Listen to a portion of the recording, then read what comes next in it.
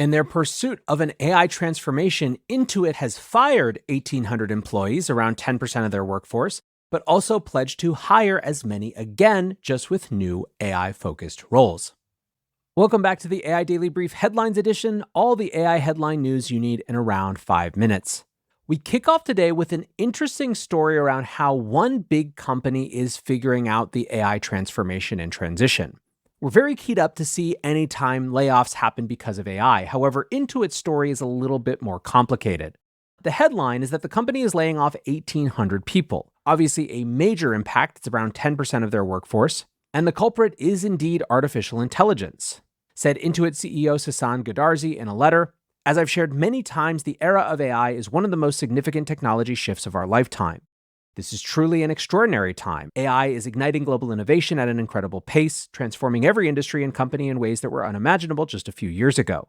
Companies that aren't prepared to take advantage of this AI revolution will fall behind and over time will no longer exist." So what then is Intuit doing? Well, they write, "I'm sharing some very difficult decisions my leadership team and I have made to ensure we are able to increase investment in these key growth areas. Today, we will be communicating to approximately 1,800 employees, which is 10% of our workforce, that they will be leaving Intuit."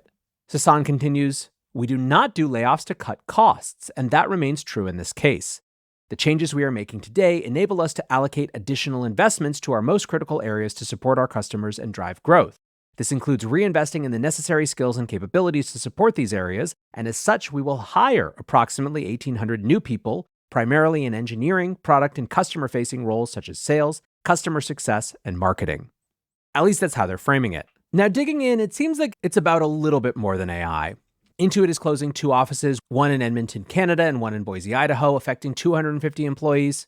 Another 1,050 are getting laid off because they're, quote, not meeting expectations. They've eliminated 300 roles to support streamlining operations and shifting resources towards AI. And they're consolidating 80 tech roles to, quote, sites where we are strategically growing our technology teams and capabilities. The blog post is interesting for how much detail it goes into around their strategy. Ultimately, though, what people are taking away is that in the era of AI, we are going to see some big shifts in how companies structure, how they pursue their goals. So it's likely that we see a lot more like this. Speaking of big old companies and transitions, one story that we've been tracking is a potential deal between Elon Musk's xAI and Oracle, which, if completed, would give xAI access to more computing power. Writes the information, Larry Ellison may be a friend and backer of Elon Musk, but even the Oracle executive chair isn't immune from Musk's impatience. According to the information, the companies have ended talks to expand an existing relationship under which xAI rents NVIDIA chips from Oracle. Instead, xAI is going the solo approach, buying more chips to build a data center of its own. The deal had been worth a reported $10 billion. But according to the information again, quote, "The talks stalled over issues including Musk's demand that the supercomputer be built faster than Oracle thought possible, and Oracle's concern that xAI's preferred location did not have access to an adequate power supply. Now, xAI is moving ahead with a plan to build its own data center in Memphis, Tennessee, with NVIDIA chips that are supplied by Dell and Supermicro." Said Musk in a post on X, "Oracle is a great company, but when our fate depends on being the fastest by far, we must have our own hands on the steering wheel rather than be a backseat driver." Over in the policy world, even more concerns about that Microsoft G42 deal. You'll remember that when it was announced, and by it, I'm referring to a $1.5 billion minority investment from Microsoft into G42, it was announced in part by the Department of Commerce. They had clearly been involved in negotiating the deal, and it read to me, frankly, like the government using Microsoft as a way to get a peek into G42's books. Now, the concern around G42 has always been the fact that they, more than any other company, represent the Middle Eastern Gulf region's attempt to straddle the gap between the US and China. But now, even though the government was involved in that deal, numerous lawmakers are raising additional concerns. Representative Mike McCall, the chair of the House Foreign Affairs Committee, and John Molinar, the leader of the Select Committee on China, have requested that the Biden administration makes an intelligent assessment of Microsoft's investment in a letter that was dated this Wednesday and addressed to White House National Security Advisor Jake Sullivan.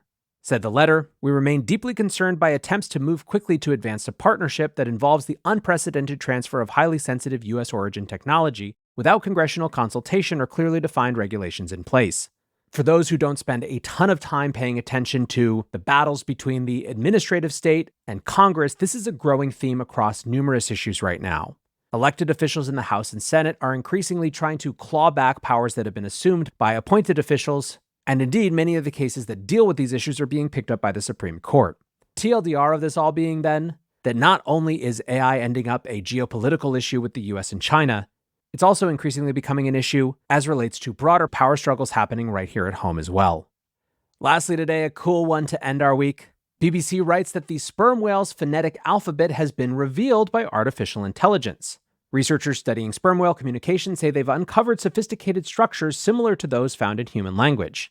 The BBC writes, "In the inky depths of the midnight zone, an ocean giant bears the scars of the giant squid she stalks. She searches the darkness, her echolocation pulsing through the water column. Then she buzzes, a burst of rapid clicks before she goes in for the kill. But exactly how sperm whales catch squid, like many other areas of their lives, remains a mystery." Now, the study that would lead to some of these insights actually started all the way back in 2005. That's when the Dominica Sperm Whale Project was formed to study the social and focal behavior of around 400 sperm whales that live in the Eastern Caribbean. What's happened is that, taking advantage of almost 9,000 recordings, AI has helped researchers identify 156 distinct rhythmic sequences of clicks called codas. Again from the BBC, the sperm whales were found to vary the overall speed or the tempo of the codas, as well as to speed up and slow down during the delivery of a coda. Sometimes they add an extra click at the end of a coda, and these subtle variations suggest sperm whale vocalizations could carry a much richer amount of information than previously thought. We are still at the very beginning of the way that AI is going to help transform research and scientific discovery, and already it is so cool. That, however, will do it for today's Headlines edition. Next up, the main episode.